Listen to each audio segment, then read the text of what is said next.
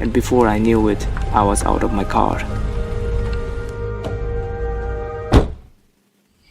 Walking towards that old metallic gate. Its once bright floral shapes now darkened by aged, flaking deep green paint, revealing nothing but rust beneath. I ran my fingers over its uneven top, and with a subtle gasp, I pushed it open.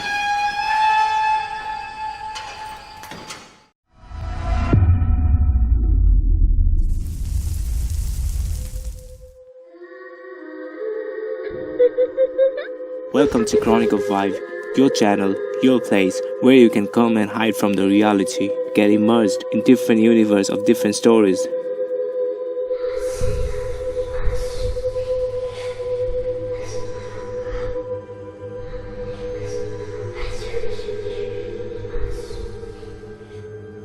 My fears realized.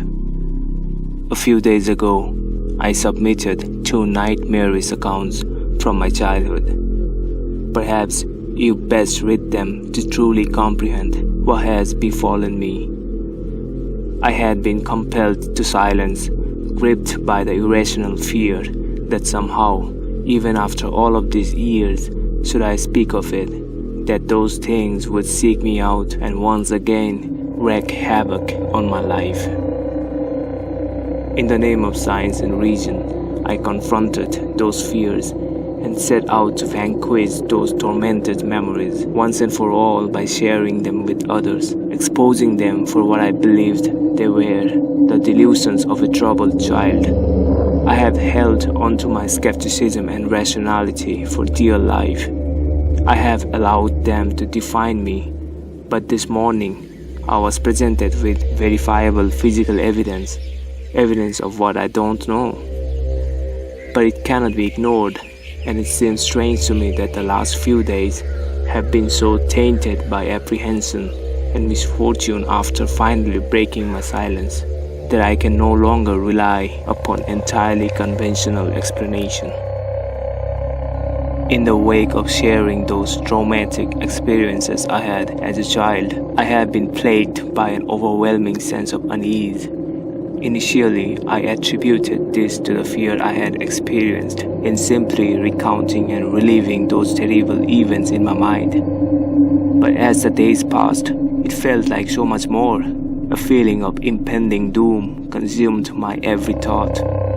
While sleep came to me, rest did not. Each morning I awoke, my nerves on edge, as if deprived of sleep for an age. Nothing overtly frightening happened during the first few nights. No visitation, no unwelcome bedfellows, no wheezing breaths reaching out from deep within my bedroom walls. But I had that distantly familiar feeling of not being alone. Do not misunderstand. I did not sense someone in the room with me. I did not hear, smell, or feel anything remotely supernatural. But throughout my days and nights, I have sensed something subtle, almost on the periphery of my awareness. The feeling that something is on its way, something is coming, like the first few stagnant blasts of air from a subway tunnel, heralding the arrival of lurching, unstoppable monstrosity, surprising yet unexpected. My sense of unease grew with each passing day, pushing its way under my skin, deep into my mind, like some of my cancerous infection. I tried to focus my attention on various writing projects in a vain attempt to fill my mind to the brim with other thoughts, hopefully leaving no room for those contaminated memories. But those thoughts came to me nonetheless. My anxiety gained momentum until I could think of nothing else. I had to do something. I had studied psychology for years at university. With this, I knew that anxiety is often the result of loss of control, and that one of the most effective ways to combat it is to empower oneself. This is what I intended to do. Call it foolhardy, but I was going to go back to that place, that house where those terrible events took place. I was going to confront those memories and expose them for what they were: nonsense.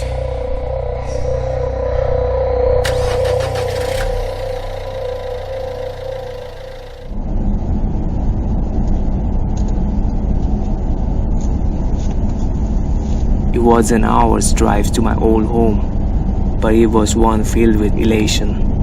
I was confident, at ease, happy.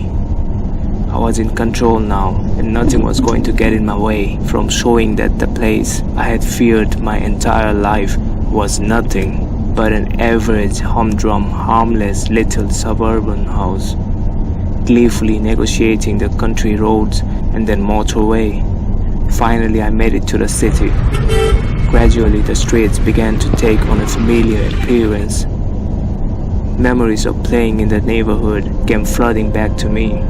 A play park with my favorite slide, an ass pitch where we used to play football, my schoolyard filled with hide and seek, and friendships long since abandoned but never forgotten.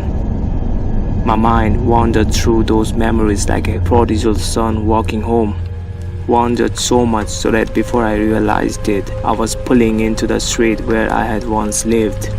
The road was long and disappeared far into the distance, finally entering into a sharp, blind turn.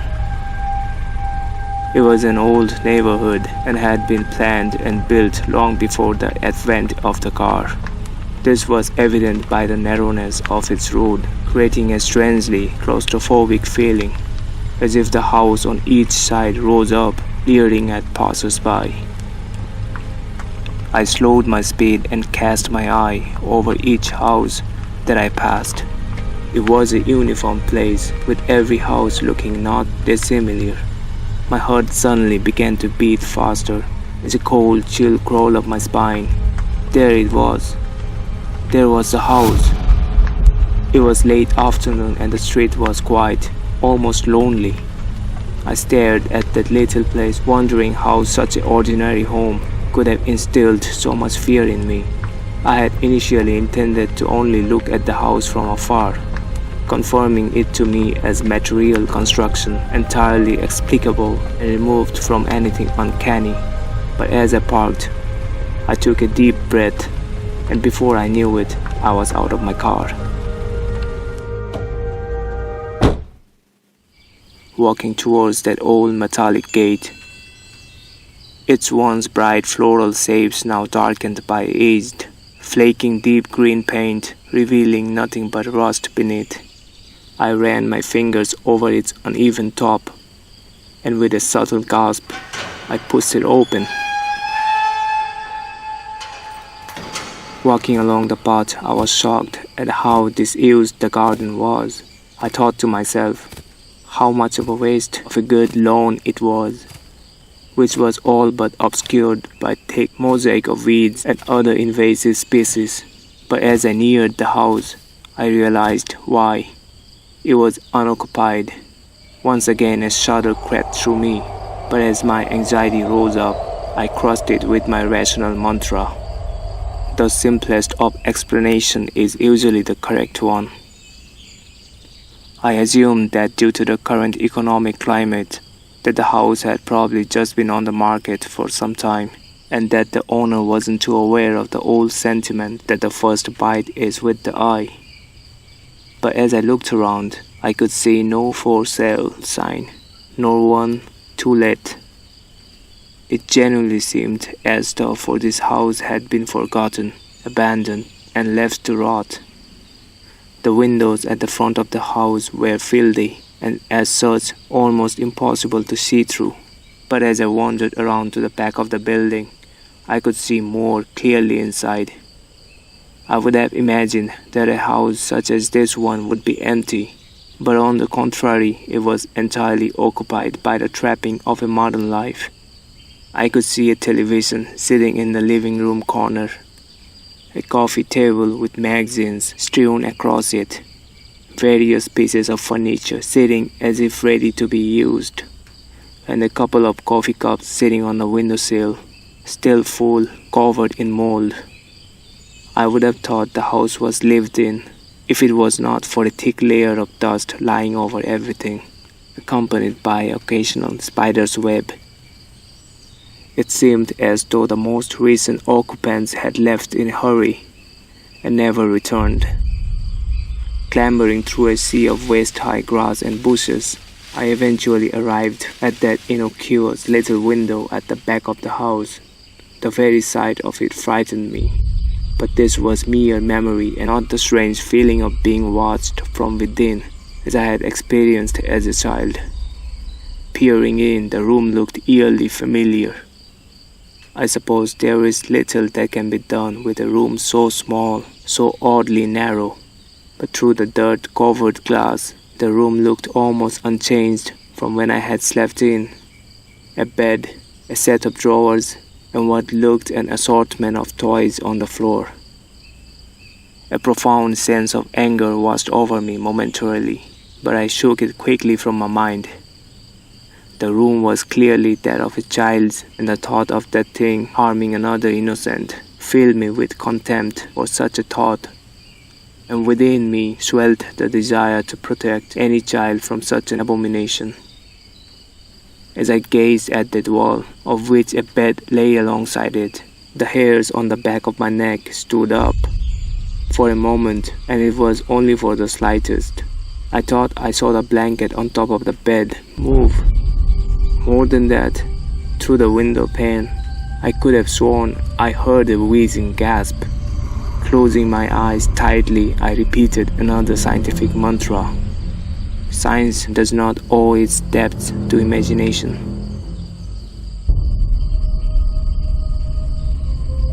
Opening my eyes, I saw nothing but an empty bedroom. No foul spirits, no unearthly thing, just a room. No more, no less. I breathed a sigh of relief, as if all was well with the world for the first time in many days. But I genuinely felt that I had shown myself that there was nothing to be scared of, other than my overactive imagination. It was starting to get dark, and I wanted to be home before the night, filled with confidence now that my anxieties were behind me. There was one last thing I needed to do. When we had left that house, we did so in a hurry. As a child, it was disorientating, even frightening to leave everything I knew behind. But there was one thing left, which I always wondered about.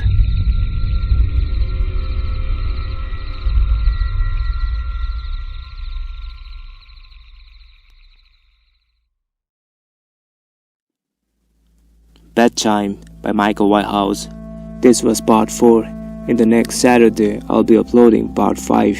If you guys like my work and you have enjoyed the story so far, please don't forget to like the video. It encourages me a lot. And if you want to stay connected and listen to part 5 when it comes in the next week, please hit the subscribe button and don't forget to share. Until we meet again, have a great weekend guys, and keep your imagination alive.